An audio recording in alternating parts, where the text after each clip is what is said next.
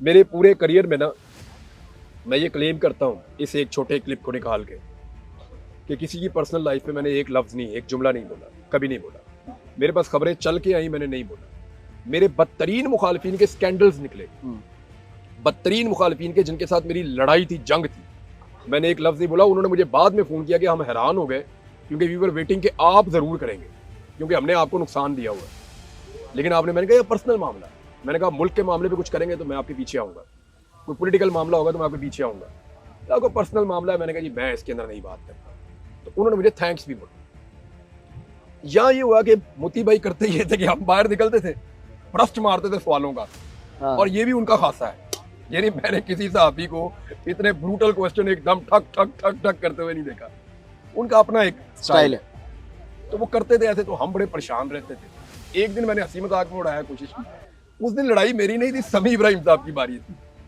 समी इब्राहिम साहब ने एक बिलो द बेल्ट को बात कर दी, और वो मजाकन उन्होंने की। मैंने उस जुमले को पकड़ लिया और मैंने 2-4 दफा उसको दोहरा दिया जो गलत था। तो उन्होंने मुझे माफी मांगने का मौका भी नहीं दिया। उन्होंने कहा छाड़ी यार की हुई। मैंने कहा नहीं, मैंने कहा जी कुछ भी है।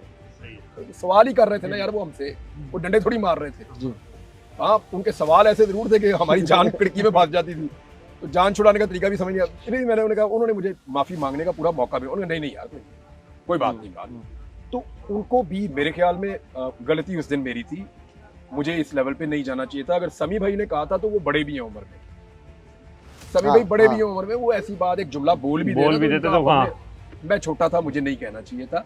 लेकिन मैंने कहा मुझे उसका अफसोस है, मैंने उनसे मादरत की और मुझे उनका बड़ा दिल है, उन्होंने माफी मांगनी नहीं दी मोती भाई ने।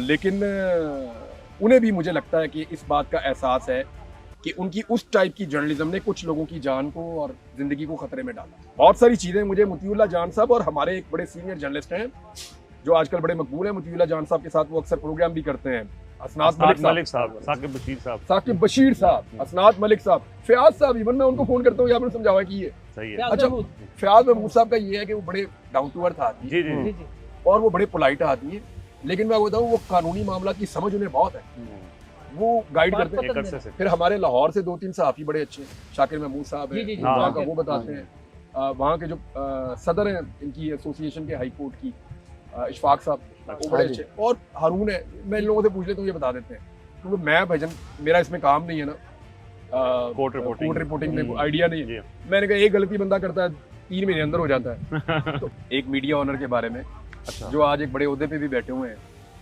और निगरान गवर्नमेंट में भी थे, मैंने 11 फरवरी को गालिबन, यानी फरवरी की कोई तारीख थी, मिड में फरवरी के, मैंने एक वीलॉग किया था। उसमें मैंने बता दिया था कि एक जर्नलिस्ट है जो अमेरिका गया, वो वापस आया, और वो कैसे किस किस के साथ उसने रब्ता किया, और फिर अब वो किस किस के साथ रब्ता कर रहा है। ये वीलॉग आपको निकल जाएगा, आप इसका क्लिप लगाएंगे तो आपको कोई कॉपीराइट इशू नहीं होगा आपको। मैं मना कर दूंगा इन्हें, ये बड़ा जालिम है अली नवाज, लेकिन मैं इसको मना करूंगा। तो वो आप जो है ना, उसके अंदर आप देखेंगे कि मैंने ये बताया था फरवरी 2022 में। अच्छा, मुझे उससे पहले आइडिया हो गया था कि इमरान खान साहब का काम खराब हो गया। 2019 में जब नवाज शरीफ साहब जा रहे थे ना, तो मैंने सितंबर में खबर दी थी, 2.5 माह पहले, अच्छा, कि मियां साहब जा रहे हैं। ये प्लेटलेट्स वाला मामला जो हुआ था, हाँ जी, मुझे पता था। मैंने इन्हें कहा था कि मियां साहब अस्पताल पहुंचेंगे और फिर पाकिस्तान से बाहर चले जाएंगे। मैंने ये खबर दी थी एज इट इज। अच्छा, ये रिकॉर्ड पे पड़ी है। वक्त आएगा 2-2.5 महीने, आप देख लीजिएगा। ठीक 2.5 महीने बाद उन्होंने मुझे दोबारा टीवी पे लिया। आपको कैसे पता था? मैंने कहा जी मेरे पास खबर था। अच्छा, मेरे पास अंदर बंदा था जिसने मुझे बताया था कि ये डील, मियां साहब एक्चुअली एस्टेब्लिशमेंट के साथ डील करके गए इमरान खान को बेवकूफ बना कि मैं मरने लगा हूं। इमरान खान क्यों बेवकूफ बन गए? देखिए, उनकी सारी कैबिनेट को ये, देखिए ये सारा कुछ हवा में तो नहीं हो रहा था। प्लेटलेस की रिपोर्टें तो आ रही थी, डॉक्यूमेंट तो बन रहे थे, चाहे जाली बन रहे थे, बनाए जा रहे थे। मुझे सर्वोदय अस्पताल का वो अमला मिला है जो इन रिपोर्टों के लिए जिम्मेदार है। उन्होंने कहा जी हमें वहां भी नहीं लगती ये रिपोर्ट बनती कैसे है। अच्छा, क्या मतलब? उन्होंने कहा जी स्पेशल बंदा अंदाजे। तो मैं आपको जो अर्ज कर रहा था कि मियां साहब के प्लेटलेस फारग हो गए उन रिपोर्टों के मुताबिक, लेकिन मियां साहब के प्लेटलेस, मैं आपको चैलेंज करता हूं, मैंने PMLN को भी किया कि हीथ्रो एयरपोर्ट पे उतरने के बाद मियां साहब का जो पहला टेस्ट हुआ था, 2.25 लाख से ज्यादा प्लेटलेस थे। अच्छा, 3 दिन के बाद एक और टेस्ट हुआ, उसमें भी 2.25 लाख से ज्यादा प्लेटलेस थे मियां साहब के। ये 2 टेस्ट मियां साहब के हुए थे, उसके बाद उन्होंने प्लेटलेस का टेस्ट नहीं करवाया मियां साहब। शुरू में गए हैं वो दुकान, जाते ही हो गया। वो स्टार्ट में बस वो मियां साहब के बारे में सारे हकायक आ गए थे। अदालत में जज बुला के पूछ रहे हैं अगर मियां साहब को कुछ हुआ गारंटी देंगे आप? Who will be हाँ। responsible? हाँ। यार और किसी की गारंटी नहीं और है। शेरी मजारी रो भाई आज कोई कह सकता है, हाँ बिल्कुल रोई शेरी हूँ। मजारी रो भाई आज कोई कह सकता है यास्मीन राशिद को कुछ हुआ तो कौन रिस्पॉन्सिबल है? उमर चीमा का बादू फ्रीज हो गया है, उन्हें कुछ हुआ तो कौन रिस्पॉन्सिबल है? एजाज चौधरी बुजुर्ग आदमी है, मैंने अपनी आंखों से महमूदुर रशीद को कितनी मुश्किल में देखा है। बंदा बड़ी हिम्मत इकट्ठी करके आता है, जो आपको उसका एक विजुअल नजर आता है कि वो हिम्मत इकट्ठी करके आया क्योंकि वो अपने आप को डाउन दिखाना नहीं चाहता। तो मियां महमूदुर रशीद की हालत में सबको नहीं पता। तो ये इन लोगों के साथ बड़ा जुल्म और जबर हो रहा है, इनकी गारंटी कौन मांगेगा? रिजीम वक्त चेंज का कैसे actually- पता चला आपको? यहाँ मुझे आइडिया हो गया कि नवाज शरीफ साहब को हाँ। निकाला गया, फिर एक्सटेंशन का मामला हुआ तो मुझे और आइडिया हो गया। इमरान खान को निकाल देना था लेकिन कोविड आ गया। अच्छा जब कोविड आया तो जो फॉर्मूला था उस पर अमल दरामद रोका, एस्टेब्लिशमेंट ने नहीं रोका। अच्छा देखें जनरल फैद और जनरल बाजवा ये दोनों कह चुके थे ना कि हम इनको फारिग करना चाहते हैं, तो ख्वाजा आसिफ ने बता दिया, इन्होंने रोका। पीएमएलएन ने कहा जी अब हम नहीं कर सकते, ये तो दुनिया खत्म होने वाली है, अच्छा सारे मर रहे हैं, हम्म, हमने नहीं लेनी हुकूमत। एक- 2020 के हमें लगता था दुनिया अब खत्म हो रही है, अब दुनिया कभी नहीं आएगी। सारा दिन बैठ के ये देखते रहते थे कि वैक्सीन कदों बनेगी। हम्म, उम्मत मुस्लिमा यहूदो हनूद के लिए दुआएं कर रहे थे कि या अल्लाह उन्हें अकल दे ताकि वो वैक्सीन जल्दी बनाएं। 10 मार्च को मैं गया था, मुझे बुलाया था पीएम ने, और लोगों को भी बुलवाया होगा बाद में, लेकिन I think I was the first one जिन्हें बुलाया था। मैं वहाँ गया देखने के लिए, बात सुनने के लिए, तो उन्होंने कहा जी कि एक थ्रेट लेटर आया है। साइफर का मुझे पता नहीं था कि क्या होता है। 27 मार्च को उन्होंने लहराया, 10 मार्च को आपको बताया। 10 मार्च को मैंने 8 देखा। को आदम इमरान एतमाद खान जमा हो साहब गई को थी। शायद 9 को मिला था, अच्छा 10 को उन्होंने मुझे बताया था कि वो लेटर पड़ा टेबल पे, जैसे सिंपल वो कर सकते थे, उन्होंने मुझे बताया। मैंने तो घर जाके पढ़ा के साइफर होता क्या है।